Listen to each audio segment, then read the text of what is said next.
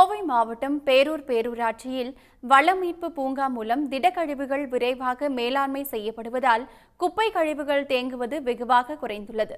இந்த முன்னோடி திட்டத்தை மீதமுள்ள பேரூராட்சிகளுக்கும் விரிவுபடுத்த வேண்டும் என்ற கோரிக்கை எழுந்துள்ளது.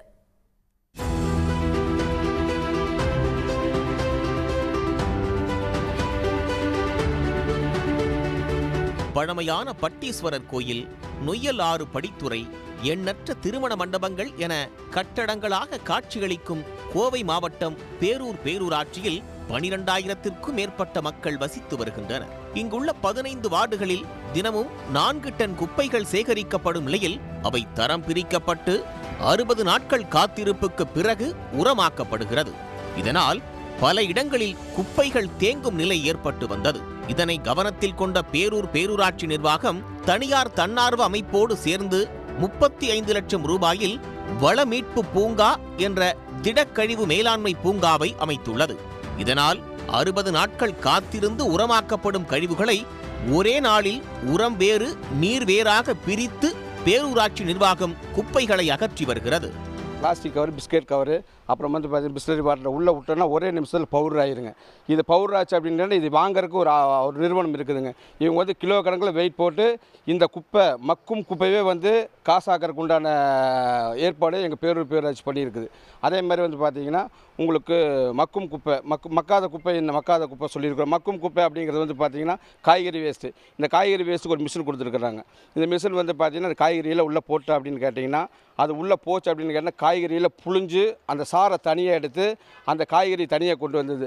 அதை கொண்டு வந்து வெளியே போட்டால் 2 நாளில் அது உரமாயிடும். பேரூராட்சியில் முன்னோடியாக அமைக்கப்பட்டுள்ள வள மீட்பு பூங்காவால் திடக்கழிவு மேலாண்மை மிக விரைவில் செய்யப்படுவதோடு குப்பை சேகரமும் குறைந்து வருகிறது. காய்கறி கழிவுகள் வீட்டிலேருந்து நம்ம தூய்மை பணியாளர் வாங்கிட்டு வந்தாங்கன்னா அது மக்கருக்கு 2 மாதம் ஆகுங்க, 60 நாள் ஆகுங்க. அப்போ அதிலிருந்து நம்மளுக்கு ரொம்பவுமே அந்த 60 நாள் கேஸ் ஃபார்ம் ஆகி அது போக அதில் எல்லாமே வருங்க. அது போக அதில் ஈரக்கழிவுகள் நிறைய வருங்க. அதனால் தூய்மை பணியாளர்கள் உடல் அளவில் நிறையா பாதிப்பு ஏற்பட்டாங்க. என்ன இப்போ அட்வான்ஸ் டெக்னிக்கலாக டபுள் ஸ்வீஸ் பண்ணி ஒரு மிஷின் வந்திருக்குங்க.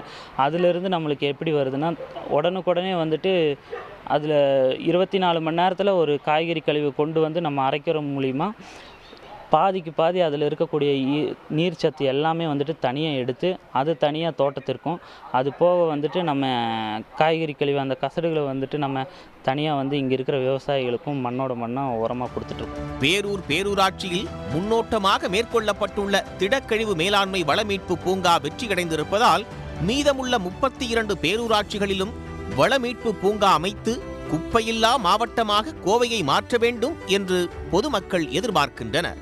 சன் நியூஸ் செய்திகளுக்காக ஒளிப்பதிவாளர் நிதினுடன் செய்தியாளர் தென்னிலவன். உடனுக்குடன் செய்திகளை தெரிந்து கொள்ள சன் நியூஸ் பெல் ஐகானை கிளிக் பண்ணுங்க.